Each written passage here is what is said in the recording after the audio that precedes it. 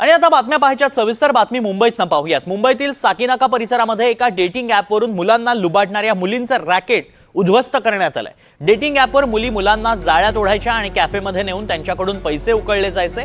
या कामासाठी दिल्लीहून मुंबईत तब्बल 25 ते 30 मुली आणण्यात आल्या होत्या। साकीनाका येथील कॅफे क्लब या कॅफेमध्ये त्या मुली तरुणांना घेऊन जायच्या। मुली तरुणांना लैंगिक अत्याचाराची तक्रार करण्याची धमकीही द्यायच्या, तर अनेकदा 20, 25 ते 30 हजारांचं बिल होईपर्यंत ऑर्डर करायच्या।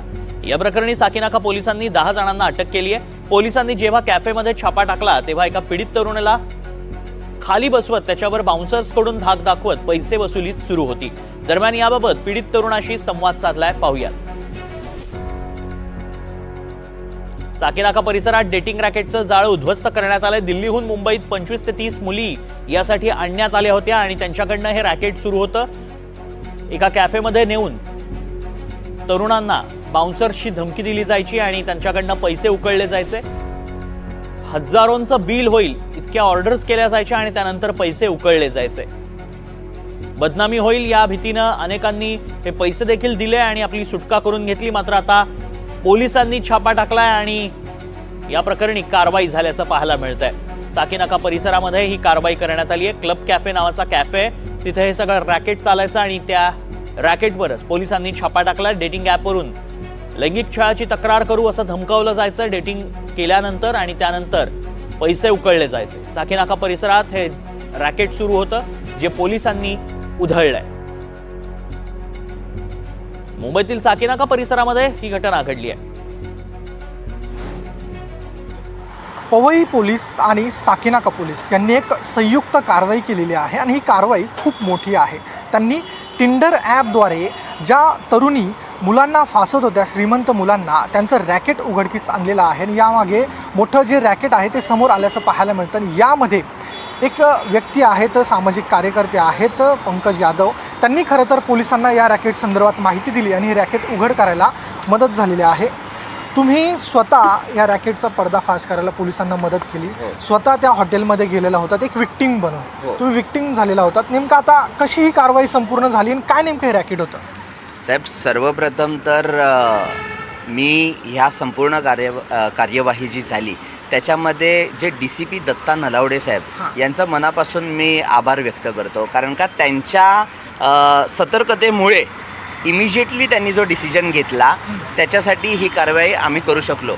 गेले 1 वर्षाआधी गॉडफादर नावाचं एक आस्थापना आहे अंधेरी वेस्टला, त्याबद्दल आम्हाला माहिती मिळालेली की तिथे डेटिंग ॲप स्कॅम चालू आहे मॅनेजरमार्फत। आणि गेले 1 महिने आम्ही प्रखरतेने याच्यावरती काम करायला लागलो, कारण का आमच्याच ओळखीतला एक व्यक्ती ज्यांनी माझ्याकडे मदत मागितली, बोललं की पंकजजी, तुमचं युवा प्रतिष्ठान संस्था आहे, तुम्ही स्वतः अध्यक्ष आहेत, तर या मार्फत तुम्ही अशी ही डेटिंग स्कॅम आहे ज्याच्यात तो स्वतः फसलेला, तर तो बोलला की कृपया करून तुम्ही उघडकीस आणा। तर मी बोललो की ठीक आहे, आपण पहिला वर्कआउट करूया। माझ्या संस्थेमधले 10 कार्यकर्त्यांनी ताबडतोब आम्ही टिंडर नावाच्या डेटिंग ॲपवरती आम्ही सबस्क्रिप्शन घेतलं आणि फक्त टिंडर नाही तर 8 ते 10 डेटिंग ॲप, म्हणजे सगळे डेटिंग ॲपवर 70% मुली ह्या स्कॅमर आहेत आणि कोणीही जेन्युन नसतं, ते 30% चुकून जेन्युन आहेत। आता हा स्कॅम कसा घडला ते मी तुम्हाला सांगतो। आम्ही स्वतः टिंडरवरती सबस्क्रिप्शन घेतलेलं आणि योगायोगाने सुदैवाने मलाच सगळ्यात आधी स्कॅम करणाऱ्या मुलीचा हाय आला। हाय आल्यानंतर आम्ही सगळ्यांनी ठरवलेलं की एका दिवसामध्ये संपूर्ण चॅटिंग करून जी दुसऱ्या दिवशी भेटायला बोलेल ती स्कॅमर गर्ल असेल आणि आम्हाला त्या मेन रॅकेटपर्यंत पोचायचं होतं। तर मग त्या मुलीने माझी चॅटिंग चालू केली, आप बहुत अच्छे बात करते वगैरे वगैरे, आणि असं काहीतरी ती बोलली की आपण भेटूया करून।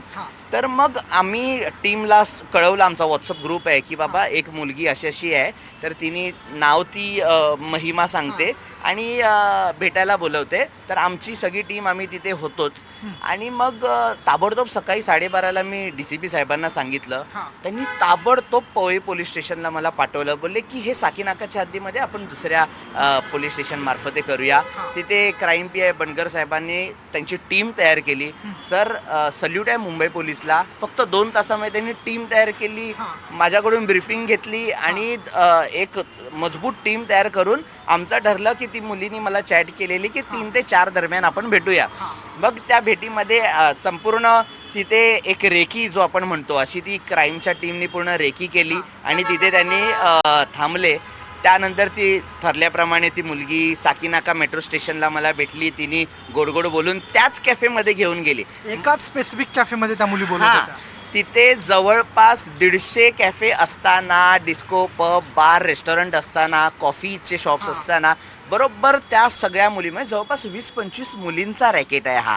आणि ह्या दिल्लीतल्या मुली स्पेसिफिकली मुंबईमध्ये एका हॉटेलमध्ये त्यांनी ठेवलेलं आहे. त्यांना त्यांचं जेवण वगैरे सगळं हा रॅकेटच सांभाळतो. याचे मोरके वगैरे ते FIR मध्ये त्याची नोंद झालेली आहे. तर मग ह्या जी मुलगी आहे तिने स्पेसिफिक त्या कॅफेमध्ये मला घेऊन गेली आणि मग तिला टार्गेट होता की 40-50 मिनिट तू याच्याबरोबर गप्पा मारायच्या. आणि त्याच्यामध्ये त्या मुलीनी जे टकीला नावाचं एक पेय आहे, मद्यपेय, त्याच्यामुळे सगळ्यात महागडं जे पेय आहे म्हणजे 3000 रुपये एक पॅक पकडा.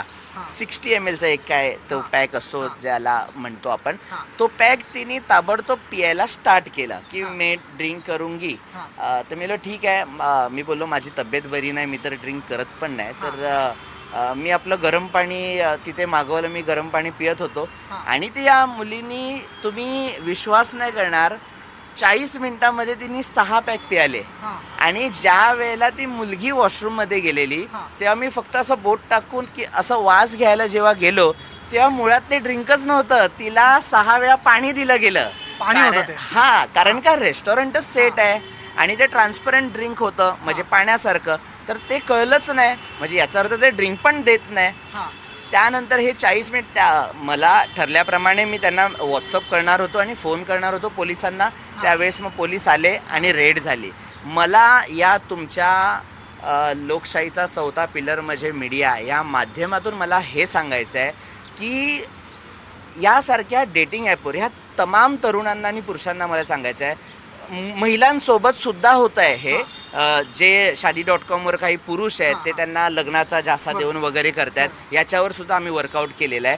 तर महिलांना, पुरुषांना, युवकांना माझी हात जोडून विनंती आहे की तुम्हाला भुरळ पाडण्यासाठी, गोड गोड बोलून तुम्हाला भेटण्यासाठी किंवा लाखो रुपयाचं आमिष आणि लाखो रुपये लुटण्यासाठी असे बऱ्याच गोष्टी सोशल मीडियावर अवेलेबल आहेत. त्या शेअर करतो. धन्यवाद. एकंदरीत आपण संपूर्ण हे जे रॅकेट आहे ते कशा पद्धतीने चालत होतं हे पाहायला मिळालेलं आहे. पोलिसांकडूनही माहिती घेतली. ह्या सर्व मुली ज्या आहेत त्या दिल्लीवरून मुंबईमध्ये आणण्यात आलेल्या होत्या. साकीनाका परिसरातच त्यांना राहावयास या रॅकेटचा जो मोरके आहे त्यांना दिल्याचं पाहायला मिळत होतं. आत्तापर्यंत 10 आरोपी या प्रकरणात अटक आहेत. संयुक्त कारवाई जी आहे ती पाहायला मिळाली. एकंदरीत गंभीर प्रकार होता.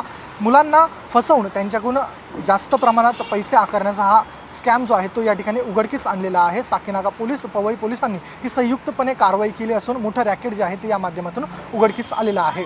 कॅमेरा पर्सन अरविंद मोरेंसह निरुतिक गणाकवार, NDTV मराठी, मुंबई.